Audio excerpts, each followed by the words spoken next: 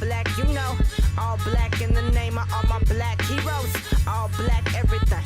All black polos. All black medallions, yeah. All black, yo.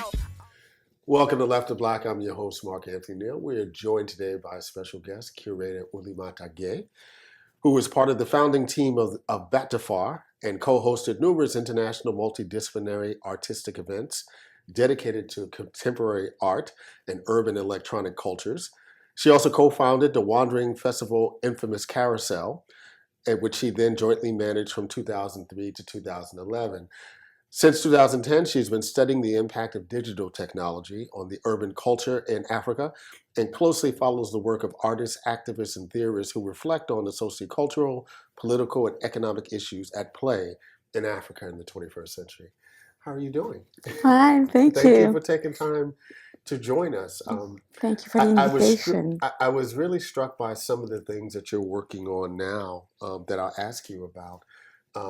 But this notion of Afro-cyber feminisms. Can you talk a little bit about that project? Yes, so Afro-cyber feminism, it's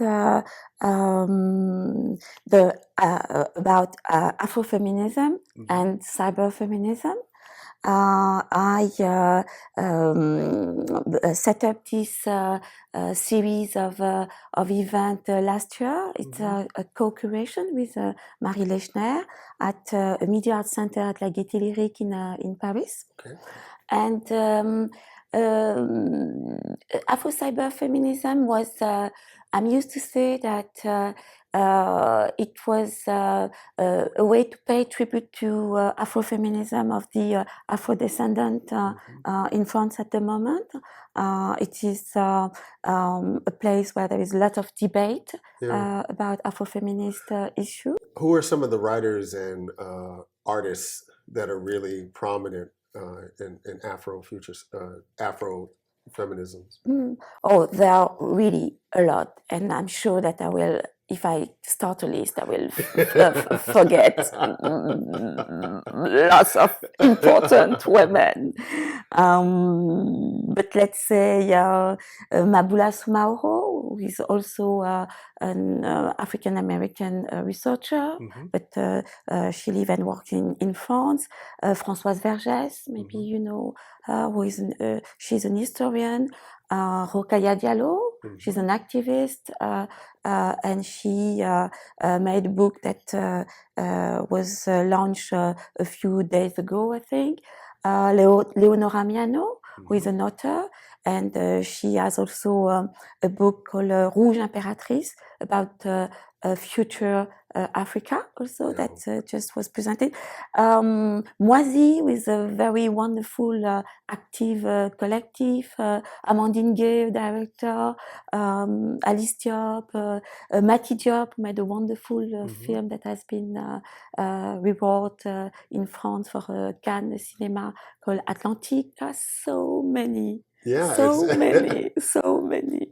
You know, I ask because a lot of ways from an American, from a U.S. perspective, folks don't really have any sense of the way that feminism, first of all, circulates in Europe broadly, but also in particularly in African communities, in African countries. You know, there's not a real sense of who the feminists are that are writing and very prominent in that context. But you know, it's the same for us, because when I started the cycle with about Afrofeminism, we realized that there were lots of African American researchers that already worked on that subject. And we didn't know in France about their name, about their works, and it was also a surprise for me because it was an ongoing research. When I started, I didn't pretend that I knew. It was the opportunity to learn about what was in this field, who were working on that, and for instance, one of our main figures for this cycle was Octavia Butler. Right. So lots of the theme we developed, we realized that she already talked about it in her books. Right. So So it's yes, I think it's maybe easier now that we have internet because we have found lots of things on the internet, but it's so surprising to still realize that there are frontiers in the circulation of those issues. Yes, it's true. Has Butler been translated in French? Alors, some of the books have been translated, and one of her books in the series, The Patternist, or The Pattern Master, Mind of My Mind, has been translated. And I read this book, and it was the starting point of the Afro-cyber feminism, because I was really... I feel it was really right, this idea that the body could be also a technology, and the Marie has this capacity to link to a network through the power of a telepathic capacity, and voilà. It's, I listened to a talk that you gave last year that was really fascinating. And particularly when you talked about a couple of themes, but one, to start thinking about Africa as the continent of the future, you know, in the context of how young the population is, how fast the population is growing.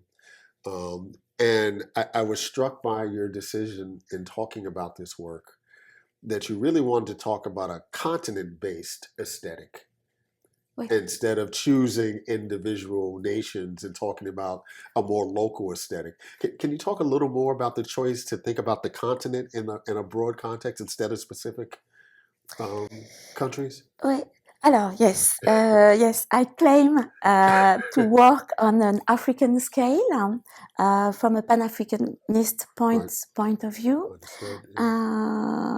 Alors, although I think that it's very important, and it doesn't mean that I lose the importance of the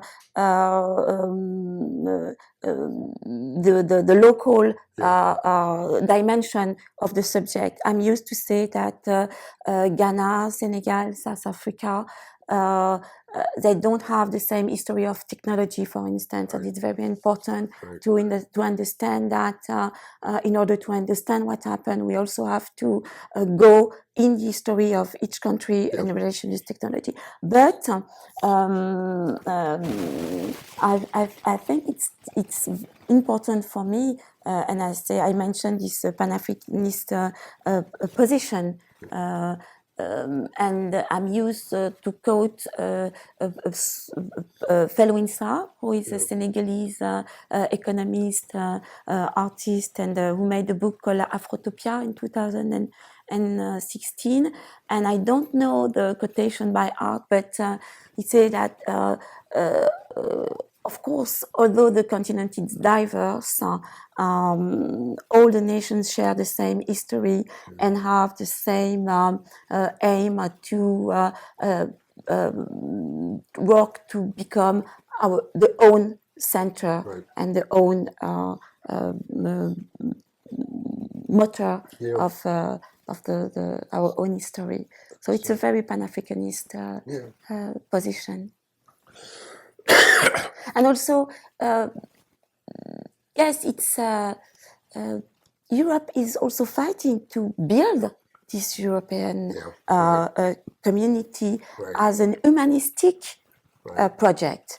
Of course, the economic dimension has been prevalent for the moment, but there is also this idea that Pan-Africanism has made this humanistic a project also of a place where the diaspora and the nation of the continent could meet.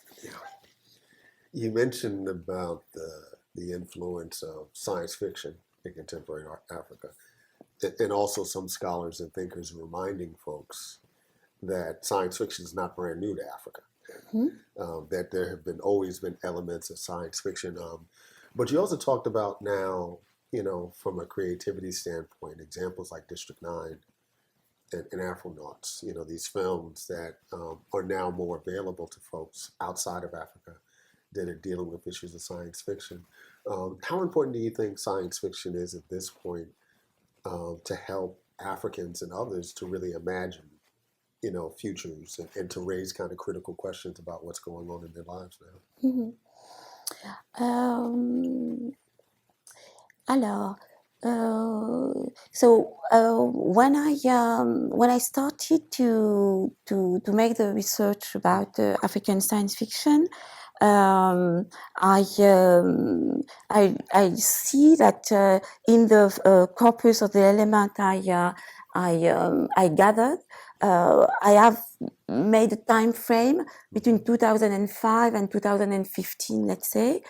Since 2016, I'm less focused on science fiction, so Right. I'm not aware of all the elements that went out those last year. And I have also to say that I think that the film Black Panther, I'm waiting for the production that comes from the African continent after Black Panther to see if it has changed something in the representation. That's interesting. Yeah. So that's the first thing to say. The second thing is also that I'm used to make a difference between Afrofuturism and African science fiction from the African continent, because I think that this science fiction said a lot about the African continent on economical, political, historical, and social aspects that were not necessarily linked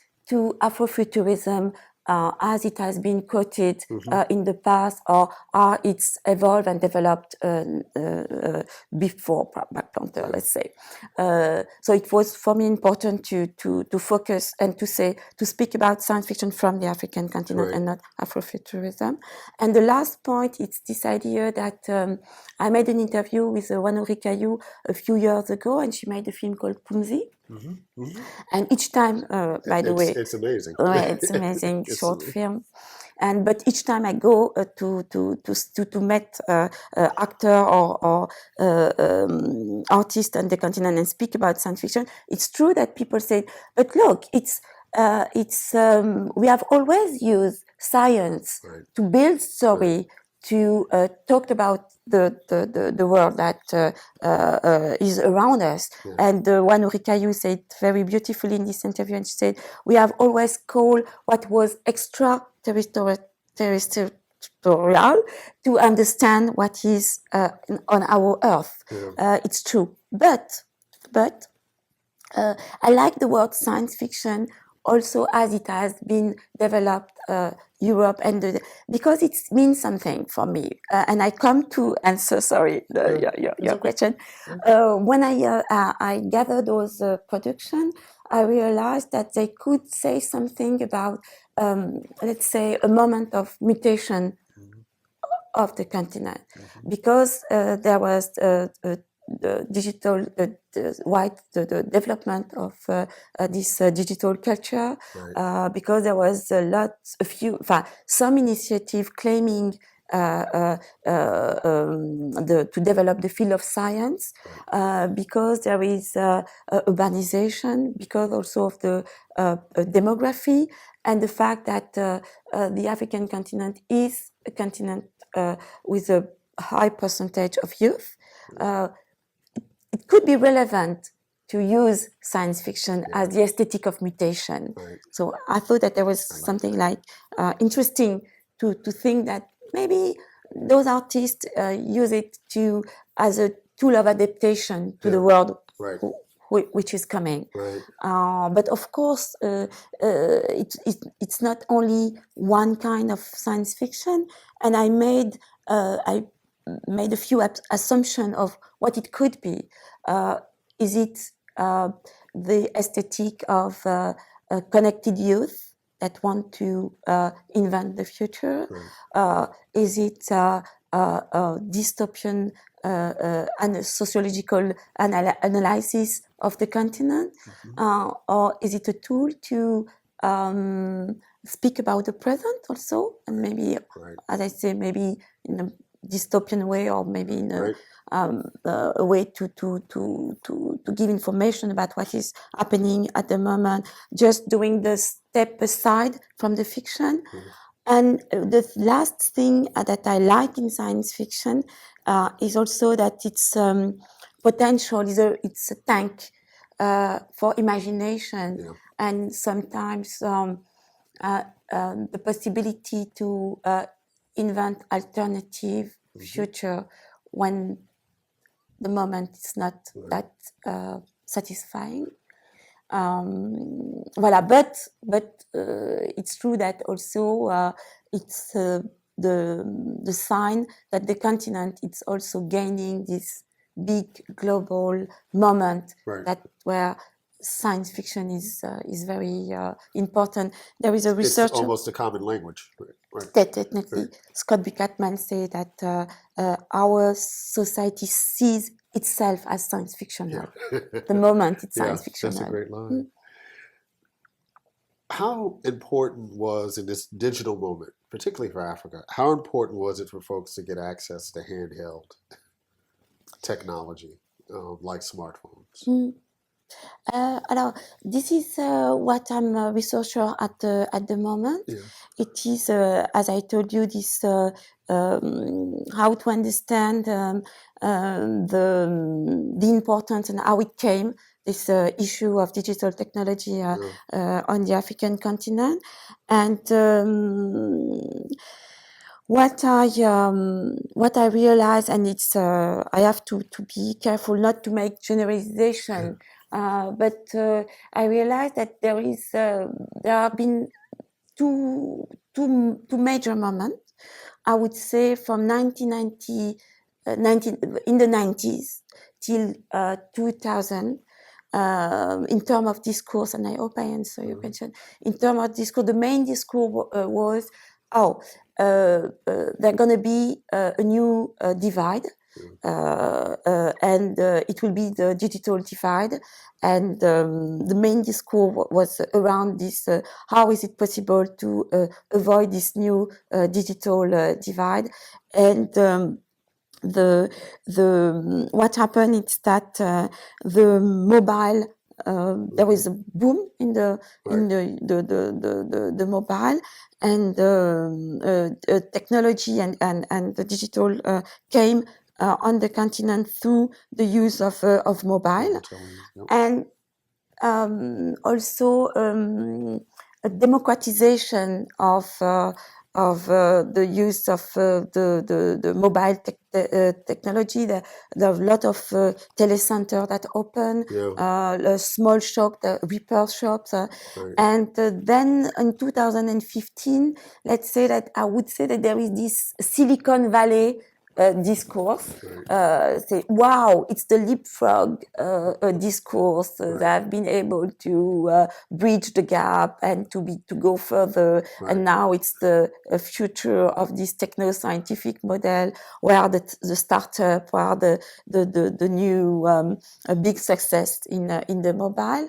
But I think that all those discourse, what they have in common, it's this idea that the African continent has to join this global digital sphere. And I'm working with artists, researchers, activists that make a critique of this, saying that maybe the idea is not to reach something. It's still this discourse of being underdeveloped, and the development would be to be in this globalization of this global techno-scientific society. But maybe we can consider from the African point of view that it's a new imperialism. That we can make the critique of that the infrastructure, that the data, that the content are still dominated by big Western telecom company. Absolutely. And that maybe we can develop knowledge of what we could do that are maybe not in the same direction, but that fit local reality, local needs. But I mainly work on artists about those subjects. So they are the more critical, and they are the one who open the field of discussion about this thing, which has been shown as something, an aim to reach, and it's not that. Maybe they critique this this line. I don't know if. No, that's perfectly fine. Thank you. We've been joined this afternoon by Oulimata Guéye, who's a curator visiting Duke University from France.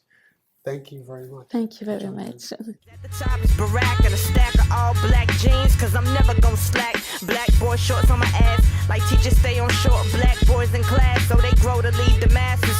Black sunglasses, cause my future bright molasses.